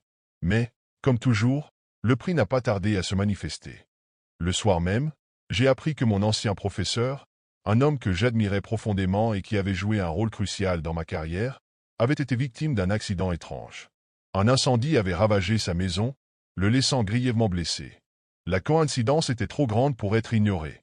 La culpabilité était insupportable, mais ce qui était pire, c'était la compréhension que je venais d'atteindre. Plus mes désirs étaient grands, plus le prix était élevé. Et cette fois, ce n'était pas seulement une vie qui avait été affectée, mais une douleur qui s'étendait à plusieurs personnes, comme des vagues provoquées par une pierre jetée dans l'eau. J'ai essayé de me persuader que je pouvais m'arrêter là, mais une part sombre de moi-même murmurait que ce n'était qu'un début. La boutique des désirs me possédait désormais, et chaque nouveau souhait ne faisait qu'enfoncer davantage les crochets de ce pouvoir maléfique dans mon âme. Combien de vies étais-je encore prêt à sacrifier pour obtenir ce que je voulais? Je savais que je devais arrêter. Chaque souhait exaucé ne faisait qu'approfondir mon implication dans ce cycle morbide, et le prix à payer devenait de plus en plus lourd. Pourtant, une part de moi refusait de lâcher prise. Ce n'était pas seulement l'attrait du pouvoir, mais aussi la sensation que je ne contrôlais plus rien. La boutique des désirs ne m'avait pas seulement donné accès à mes rêves, elle m'avait emprisonné. Les cauchemars devinrent insoutenables. Marc et mon ancien professeur n'étaient plus seuls. D'autres visages inconnus me hantaient chaque nuit, me reprochant silencieusement leur souffrance. Je ne pouvais plus dormir, ni travailler correctement. Chaque recoin sombre de ma maison semblait cacher une présence qui m'observait. Un jour, alors que je sortais pour essayer de respirer un peu, une femme m'a abordé dans la rue.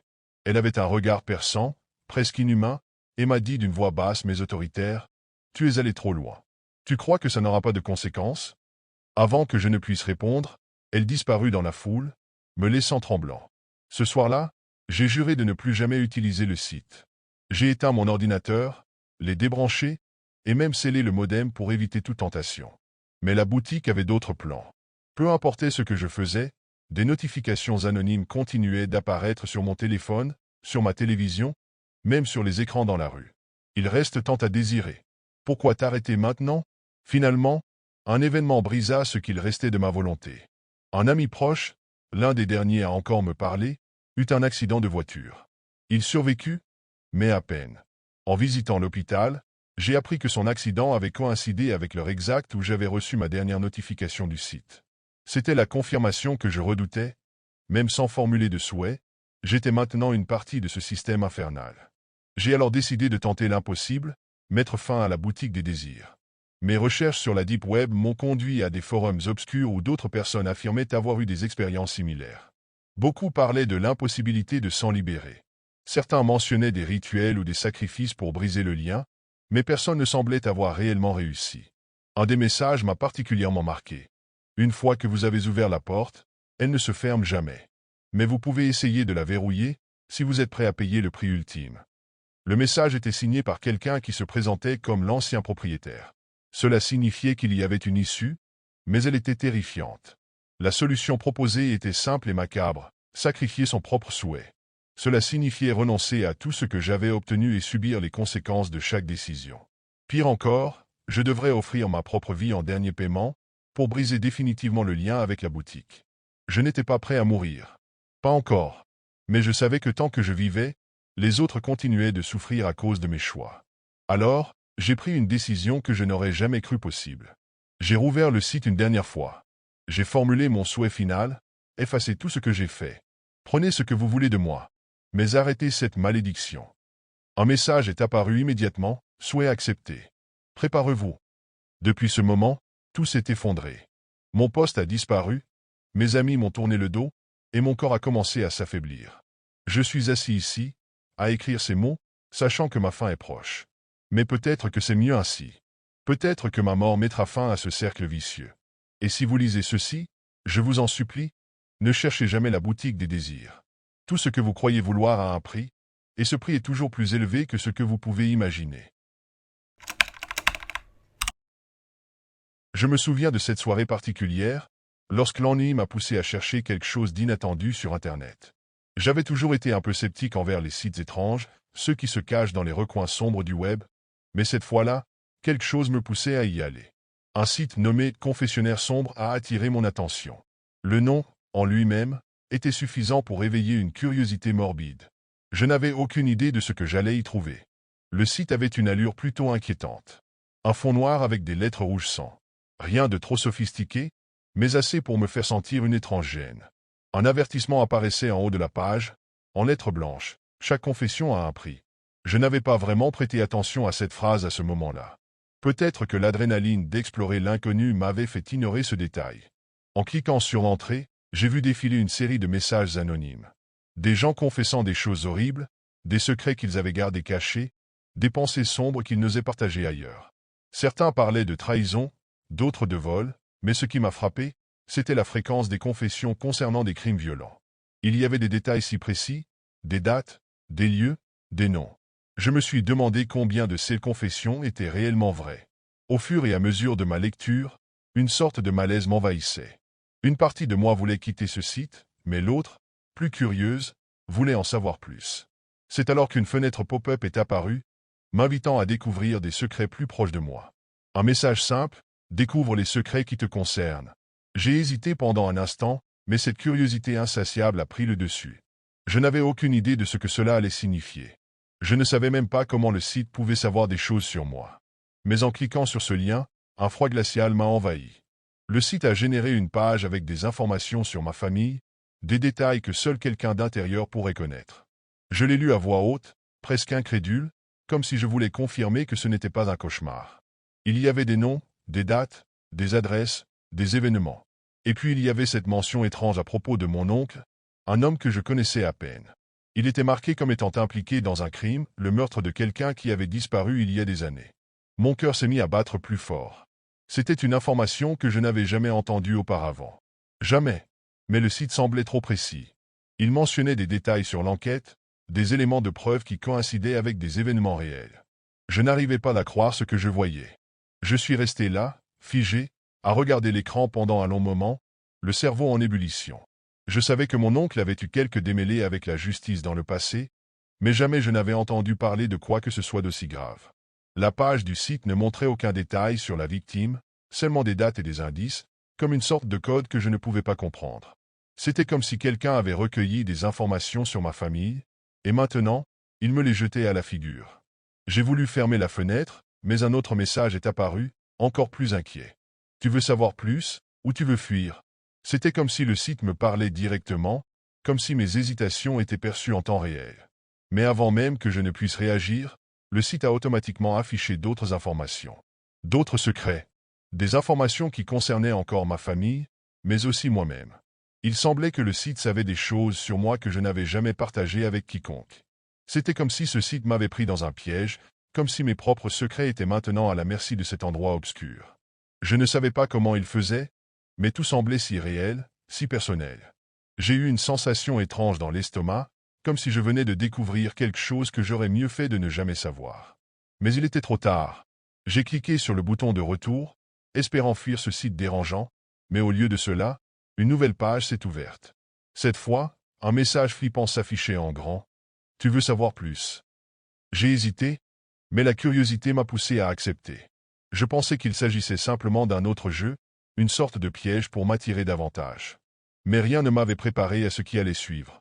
L'écran est devenu noir pendant quelques secondes, puis des mots ont commencé à défiler. Il n'y avait pas de titre, ni d'explication, juste une longue série de données sur moi, des détails que je n'avais jamais partagés en ligne.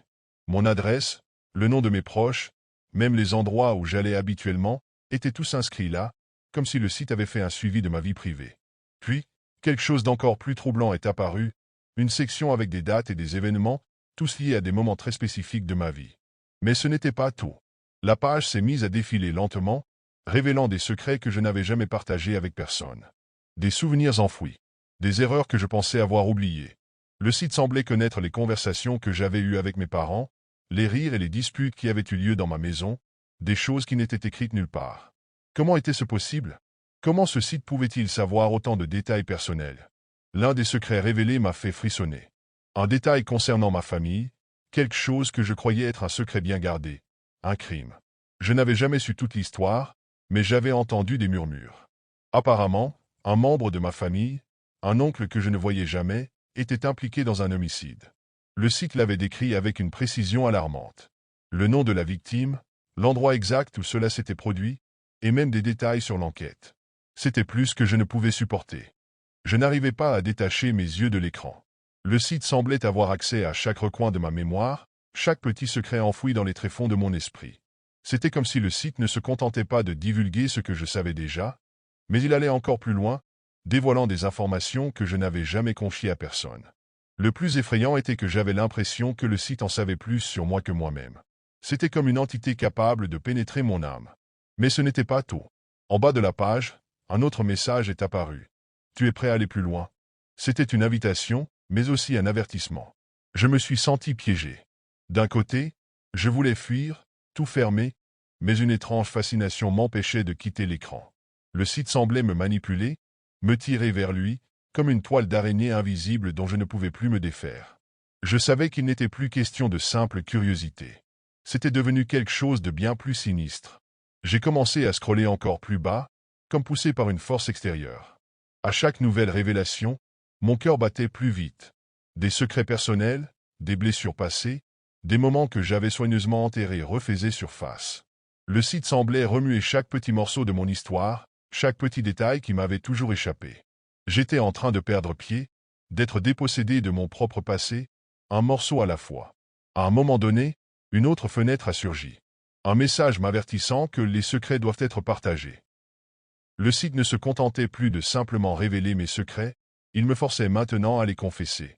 Je savais que je n'avais aucune échappatoire. Peu importe ce que je ferais, ce site allait obtenir ce qu'il voulait, tout en continuant à me dévorer à petit feu. Je voulais arrêter, mais je ne pouvais pas. J'étais comme hypnotisé par cet écran, où mes secrets les plus sombres étaient étalés pour tous. Et au fur et à mesure, je me rendais compte que, plus je lisais, plus je perdais le contrôle. Tout ce que je pensais avoir gardé caché était maintenant un spectacle public. Et plus ça avançait, plus j'avais l'impression que quelque chose me surveillait, m'étudiait, m'observait. Le site était devenu un miroir cruel, un reflet déformé de mon âme, et chaque mot inscrit là semblait briser quelque chose à l'intérieur de moi.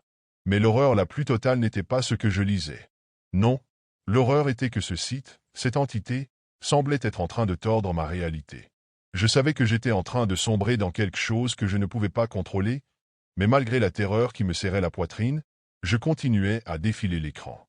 Le site semblait se nourrir de ma peur, mes secrets devenant de plus en plus dégradants à mesure que je me laissais emporter dans cette spirale infernale. Ce n'était plus un simple site web, c'était devenu un lieu où je perdais ma propre identité, comme si chaque confession m'éloignait davantage de la personne que j'étais.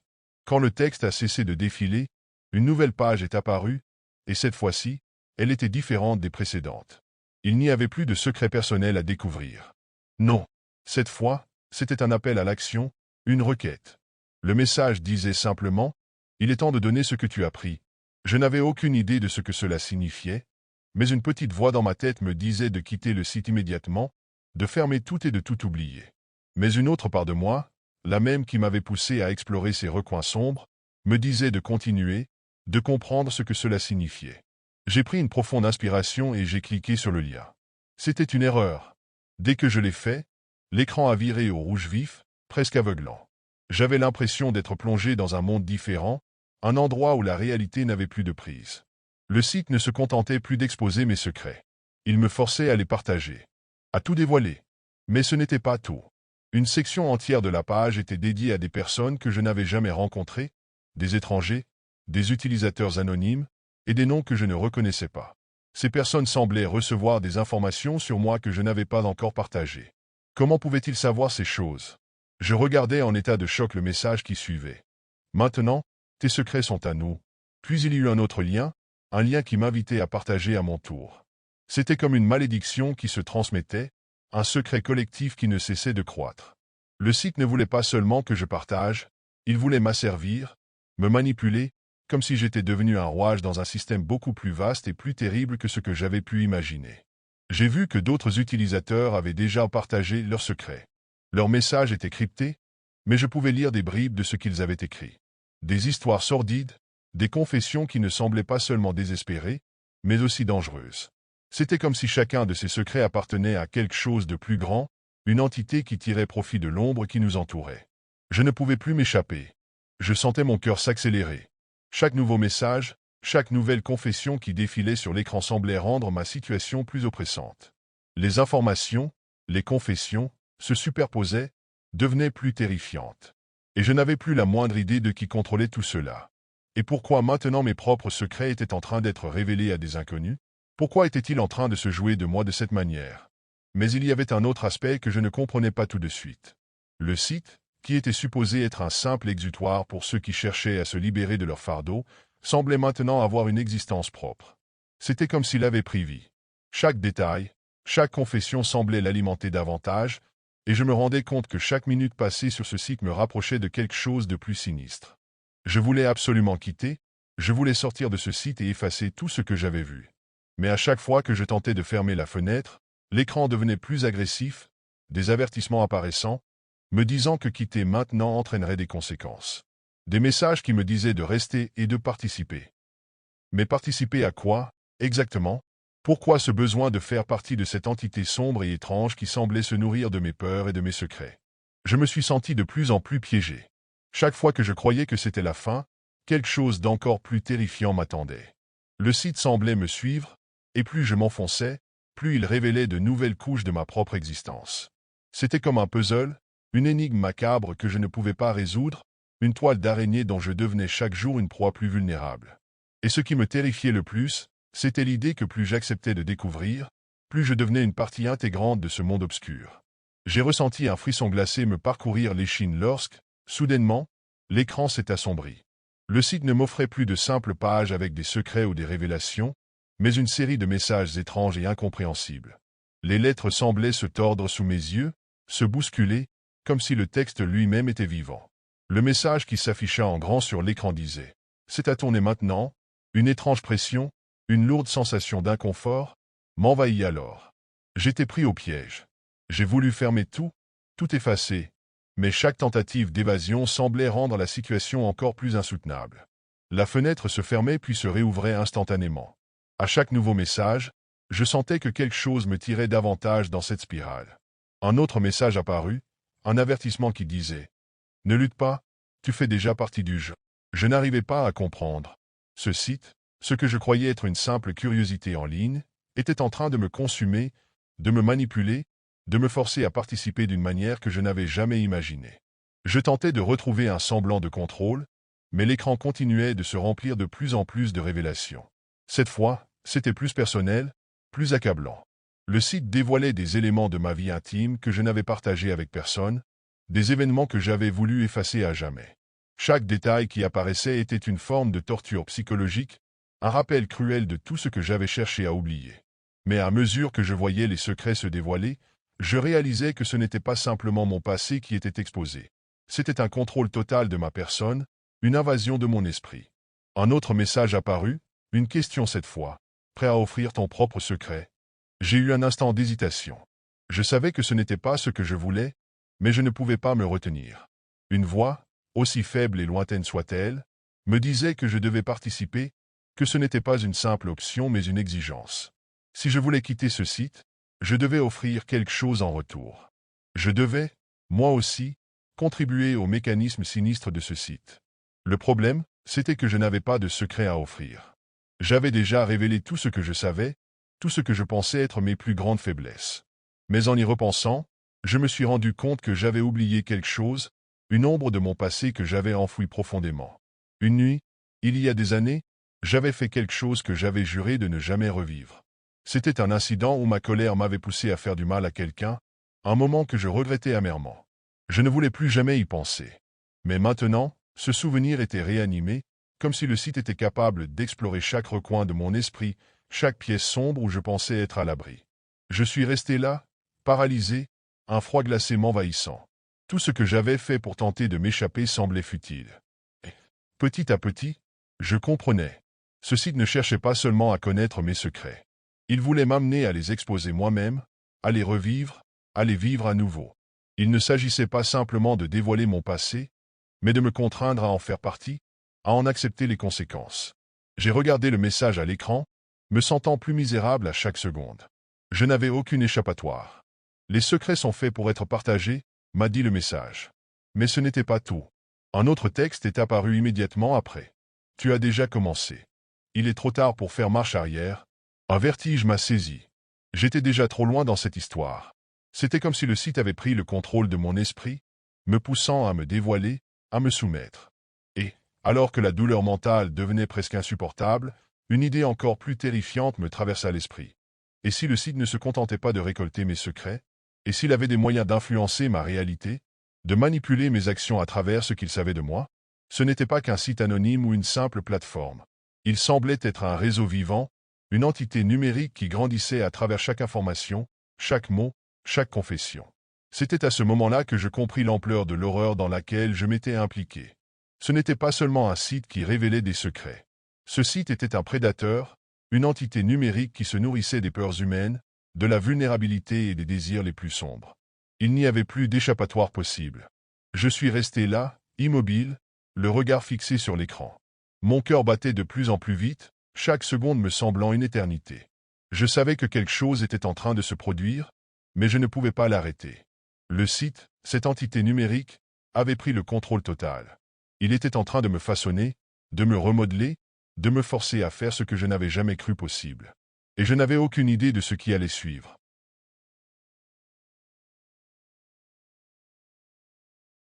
Les messages ne s'arrêtaient plus. De nouvelles révélations apparaissaient sans cesse, chaque texte plus perturbant que le précédent. Il n'y avait plus de répit, plus de pause. À chaque instant, une nouvelle facette de ma vie était exposée, déchiquetée et partagée avec des inconnus, des anonymes qui avaient aussi perdu leur liberté. Ce site n'était plus seulement un miroir de mes peurs. Il était devenu un maître, et moi, un simple esclave, contraint à alimenter ce cercle sans fin de révélations et de confessions. Puis, quelque chose d'encore plus étrange se produisit. Un nouveau message s'afficha à l'écran, mais cette fois, ce n'était pas un texte. C'était une image. Un instant, je pensais que mes yeux me jouaient des tours, mais je ne pouvais détourner le regard. L'image représentait ma propre maison, mon salon, exactement comme je le voyais tous les jours. Je suis resté figé, le sang glacé dans mes veines. Ce n'était pas une photo que j'avais prise. Ce n'était même pas une image trouvée sur Internet. C'était une capture en temps réel. Quelqu'un, ou quelque chose, était en train de me regarder. L'image changea rapidement. Elle montrait maintenant ma chambre, mon lit. J'avais l'impression de suffoquer. Je n'étais plus sur un site web. J'étais observé. Mais par qui? Et comment? Le message qui accompagnait l'image disait simplement « Nous te voyons ». Ce n'était plus une simple menace. C'était une vérité nue et terrifiante. L'écran s'éteignit brusquement avant de se rallumer. Cette fois, il n'y avait plus de texte, juste une ligne rouge, mince et scintillante, qui traversait l'écran. Une ligne qui semblait me regarder, me juger. J'ai tenté une dernière fois de quitter le site, d'éteindre mon ordinateur, de fuir cette réalité oppressante. Mais c'était comme si le site était devenu une partie de moi. Il s'était ancré dans mon esprit, me poursuivant même dans mes pensées. J'ai vu mon reflet dans l'écran. Je n'étais plus celui que j'étais avant. Ce site avait laissé une empreinte sur mon âme, une marque invisible mais indélébile. Il n'y avait plus de retour en arrière. Le site ne se contentait plus de connaître mes secrets ou de les partager. Il avait capturé quelque chose de plus profond en moi, quelque chose que je ne pouvais plus cacher. Une partie de moi appartenait désormais à cet endroit sinistre, à cette entité numérique qui grandissait avec chaque confession, avec chaque secret. Il était trop tard. Le site ne me laisserait jamais partir. Je faisais maintenant partie de son histoire, de son réseau. Et il ne m'oublierait pas. Plus jamais. Je savais maintenant que ce n'était pas simplement un site web. Ce n'était pas une simple plateforme d'anonymat. C'était un portail. Un portail vers quelque chose d'inconnu, quelque chose de bien plus grand, de plus ancien. Il semblait se nourrir de nos secrets, de nos faiblesses, de notre souffrance. Et maintenant, je faisais partie de cette machination, comme tous les autres qui avaient succombé à sa malédiction. Mais il y avait encore une question qui me hantait. Est-ce que j'avais été le seul à tomber dans ce piège? Combien d'autres étaient-ils là, comme moi, incapables de se libérer? À cet instant, je compris que le site n'était pas juste un phénomène temporaire. Il avait ses propres règles, ses propres objectifs. Et je devais désormais accepter que, d'une manière ou d'une autre, mes secrets seraient toujours là, à la merci de ce monde obscur. Il me possédait autant que ce site m'avait possédé. Et tout ce que j'avais cru contrôler était désormais hors de ma portée.